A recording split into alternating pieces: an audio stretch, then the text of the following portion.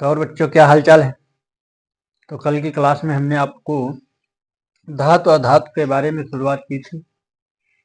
तो धातु तो कल बता दिए थे, आज बताएंगे अधातु क्या होते हैं, उसके बाद उपधातु देखेंगे। तो आइएगा चलते हैं।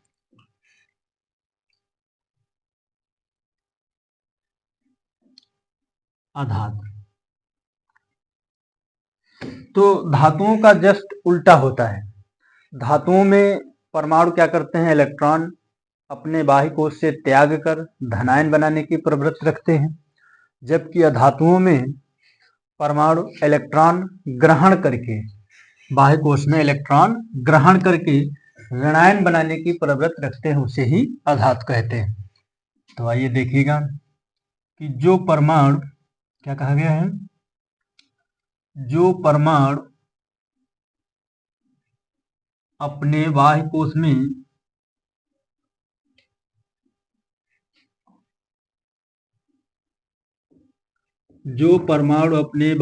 में एक या एक से अधिक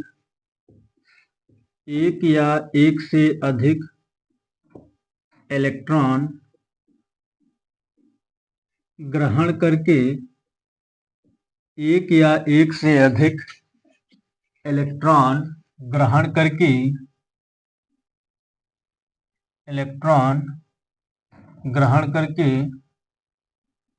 ऋणायन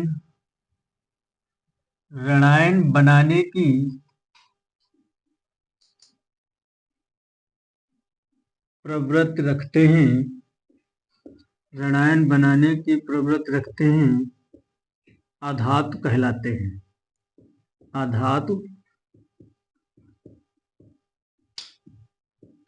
हैं। आइए देखिएगा बंधुओं, अधातु क्या होते हैं। जैसे देखा होगा आपने, hydrogen, carbon, nitrogen, oxygen, fluorine, इसी तरीके से फास्फोरस, सल्फर, क्लोरीन, ब्रोमीन। तो आइए हाइड्रोजन में 1, 6, 7, 8, 9 ये आपके इलेक्ट्रॉन हो जाते हैं। इसी तरह का 15, 16, 17, 35। तो इलेक्ट्रॉनिक विन्यास लिख लेंगे। 1 है तो 1, फिर 2, 4, 2, 5, 2, 6, 2, 7 ये आपका इलेक्ट्रॉनिक विन्यास हो जाता है। तो भैया कहा गया है कि अधातु वे परमाणु होते हैं जो अपने बाह्य कोश में अष्टक को कंप्लीट करने के लिए एक या एक से अधिक इलेक्ट्रॉन ग्रहण करते हैं। तो हाइड्रोजन के बाह्य कोश में एक ही इलेक्ट्रॉन है, क्योंकि हाइड्रोजन की पहली ही कोश अधूरी है, तो इसलिए हाइड्रोजन एक इलेक्ट्रॉन का ग्रहण करेगा, तब जाके ये बनाएगा हाइड्रोजन आयन। इसी तरीके से भैया कार्बन भी 4 इलेक्ट्रॉन ग्रहण करेगा। तो कार्बन क्या बनाएगा, कार्बन में 4 माइनस, क्योंकि कार्बन अर्धचालक है, तो कार्बन को यहां नहीं रखेंगे। और देख लीजिए कार्बन भैया अर्धचालक है। तो इसी तरीके नाइट्रोजन में 3 इलेक्ट्रॉन की कमी है, तो 3 इलेक्ट्रॉन लिखेंगे। तो नाइट्रोजन के ऊपर 3 माइनस।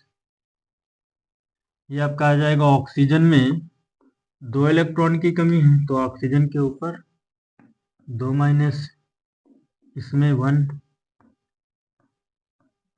तो इस तरीके से भैया अधातु होते हैं। अधातु वे परमाणु या तत्व होते हैं जो अपने बाह्य कोश में एक या एक से अधिक इलेक्ट्रॉनों को ग्रहण करते हैं और ऋणायन बनाने की क्षमता रखते हैं। इसी तरीके से इसमें भैया 2, 8, 5 इसका इलेक्ट्रॉनिक विन्यास हो जाएगा 2, 8, 6, 2, 8, 7 इसमें भी हो जाएगा 2, 8, 18, 7। तो ये भी देखा है अपने बाह्य कोश में इलेक्ट्रॉनों को ग्रहण करेंगे। 3 इलेक्ट्रॉन ग्रहण करेंगे, 8 होने के लिए 2 इलेक्ट्रॉन ग्रहण करेंगे, 1 इलेक्ट्रॉन ग्रहण होगा, इसमें भी 1 इलेक्ट्रॉन ग्रहण होगा। तो इलेक्ट्रॉन ग्रहण करके ऋणायन बनाने की प्रवृत्ति रखते हैं। देखिए सल्फर पे 2 माइनस, क्लोरीन, ब्रोमीन। तो अधातु वे परमाणु या तत्व होते हैं जो अपने बाह्य कोश में एक या एक से अधिक इलेक्ट्रॉन ग्रहण करके ऋणायन बनाने की प्रवृत्ति रखते हैं। तो ये तो भैया हो गई अधातु की डिफिनेशन। अब देखते हैं अधातुओं के गुण। तो आइएगा, अधातुओं के गुण। तो धातुओं में जितने भी गुण पाए जाते हैं वो अधातुओं में कोई भी गुण नहीं होते हैं। तो क्या लिखेंगे कि धातुओं के सभी गुण अधातुओं में नहीं पाए जाते हैं। अधातुओं में नहीं पाए जाते हैं। धातुओं के सभी गुण अधातुओं में नहीं पाए जाते हैं। तो ये भैया अधातु आपका कंप्लीट हो जाता है। कुछ अधातु देख लेंगे और जैसे कि अधातुओं के रासायनिक गुण क्या होते हैं। तो आइएगा बंधु, अधातुएं ऑक्सीजन से क्रिया करके ऑक्साइड बनाती हैं। तो रासायनिक गुण क्या है? रासायनिक गुण देखिएगा, पहला है ऑक्सीजन से क्रिया करके, ऑक्सीजन से अभिक्रिया। पहला लिखेंगे ऑक्सीजन से अभिक्रिया। तो अधातुएं ऑक्सीजन से अभिक्रिया करके ऑक्साइड बनाती हैं। अधातुएं ऑक्सीजन से अभिक्रिया करके ऑक्साइड बनाती हैं, देखा है। कार्बन ऑक्सीजन से क्रिया करके कार्बन डाइऑक्साइड। इसी तरीके से सल्फर डाइऑक्साइड, यहाँ H2O जल। बैलेंस करेंगे 2 H2O तो H2O हो जाएगा। अधातुएं ऑक्सीजन से क्रिया करके ऑक्साइड बनाती हैं। इसी प्रकार कुछ और देखेंगे, जैसे अधातुएं जैसे देखा है नाइट्रोजन, हाइड्रोजन से क्रिया करके, अधातुएं हाइड्रोजन से क्रिया करके हाइड्राइड बनाती हैं। दूसरा पॉइंट क्या है? हाइड्रोजन से क्रिया, हाइड्रोजन से क्रिया। तो अधातुएं हाइड्रोजन से क्रिया करके हाइड्राइड बनाती हैं, जैसे सल्फर प्लस हाइड्रोजन। तो ये बनेगा 2NH3। इसी तरीके से H2S, हाइड्रोजन सल्फाइड। तो ये भैया धातुओं के रासायनिक गुण हो जाते हैं। अब देख लेते हैं उपधातु क्या होती है। आइएगा, उपधातु। तो जिन तत्वों में धातु और अधातु दोनों के गुण पाए जाते हैं उन्हें उपधातु कहते हैं। क्या लिखेंगे भैया कि जिन तत्वों में धातु एवं जिन तत्वों में धातु एवं अधातु, धातु एवं अधातु दोनों के गुण पाए जाते हैं, दोनों के गुण पाए जाते हैं,